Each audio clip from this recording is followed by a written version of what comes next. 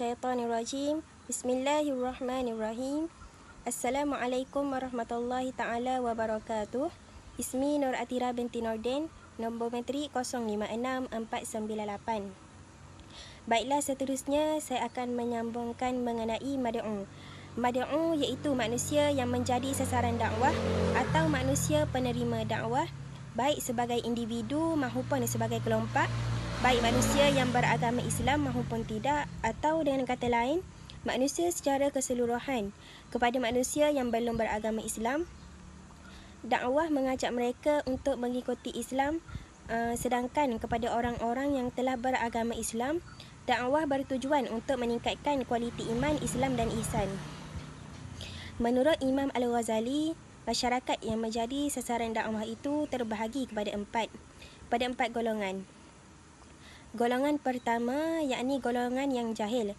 Golongan ini tidak berniat untuk melanggar perintah Tuhan, tetapi tindakannya di luar daripada Islam dan pelanggaran peraturan Allah SWT adalah disebabkan kejahilannya. Golongan ini mudah dipimpin dan diinsafkan.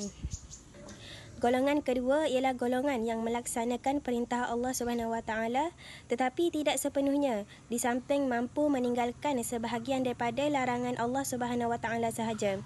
Hal ini terjadi kerana mereka tidak mampu melawan nafsu mereka.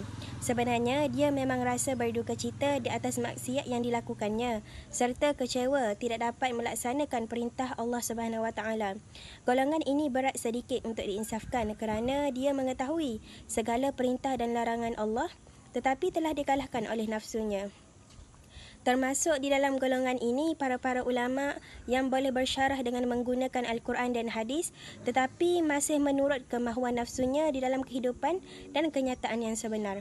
Menyadarkan golongan ini hanyalah dengan menundukkan nafsunya. Yang ketiga ialah golongan yang mempunyai kepentingan. Golongan ini melakukan kemungkaran dan tidak mahu melaksanakan peraturan-peraturan Tuhan di dalam hidupnya sama ada pada dirinya, rumah tangganya dan masyarakatnya kerana mengaut keuntungan darinya. Golongan ini boleh dikategorikan sebagai golongan yang mengampu dan munafik. Golongan ini susah disedarkan kerana kepentingannya mengatasi hukum-hukum Allah SWT. Yang keempat ialah golongan yang menganggap baik itu jahat dan jahat itu baik.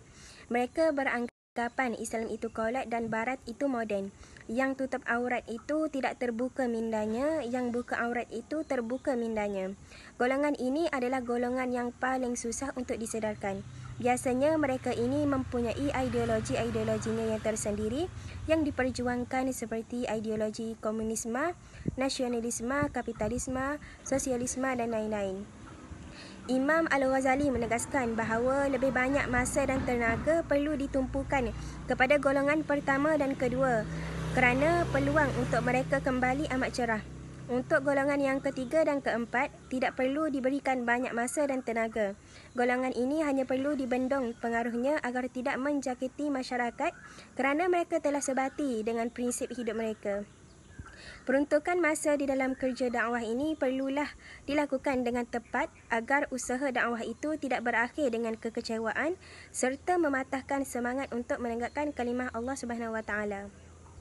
Seterusnya ialah milah. Milah dari segi bahasa membawa maksud perintah. Milah bersangkut paut dengan para nabi, yakni orang yang kepada mereka agama diwahyukan. Perbezaan milah dengan din ialah din dihubungkan dengan Allah SWT, yakni yang mewahyukan agama. Milah dihubungkan dengan Nabi yang kepadanya agama itu diwahyukan. Milah adalah nama bagi sejumlah syariat.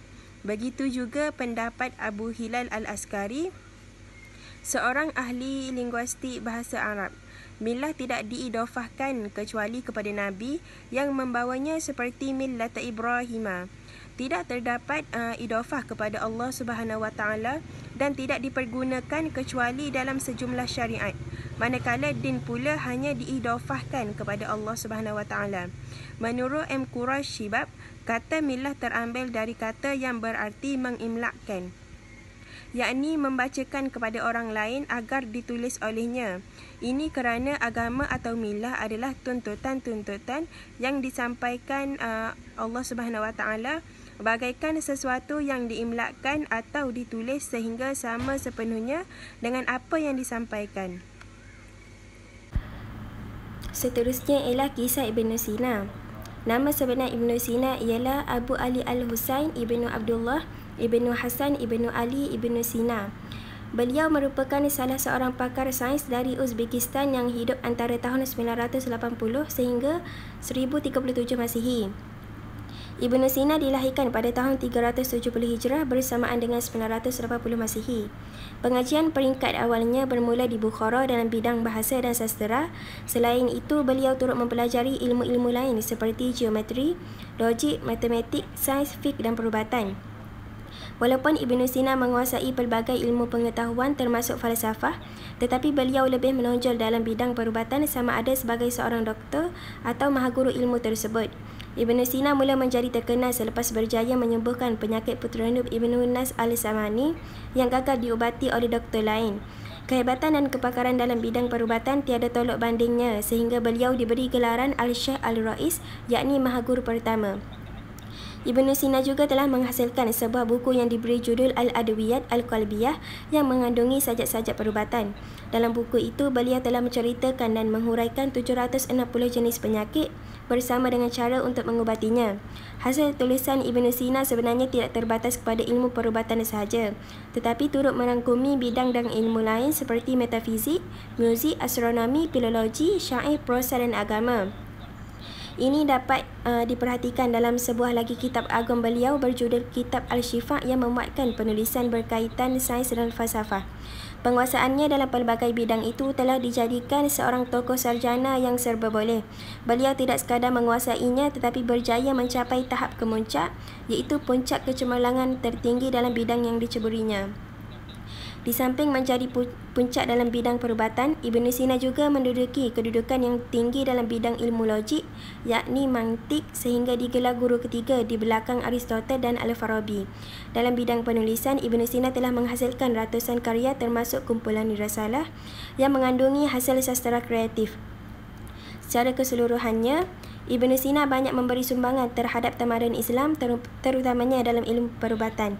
Beliau seorang yang tidak mengenal putus asa, sebab itulah beliau berusaha bersungguh-sungguh mempelajari sesuatu ilmu dan menyelesaikan masalah yang dihadapinya. Ibn Sina adalah seorang yang berinovatif kerana beliau banyak menghasilkan karya dalam pelbagai bidang ilmu terutama dalam bidang perubatan. Oleh itu, kita sebagai umat Islam haruslah mempunyai semangat berusaha dan jangan cepat putus asa seperti Ibn Sina. Sesungguhnya, Ibn Sina tidak sahaja unggul dalam bidang perubatan tetapi kehebatan dalam bidang falsafah mengatasi gurunya sendiri iaitu Abu Al-Nas Al-Farabi. Wallahu a'lam.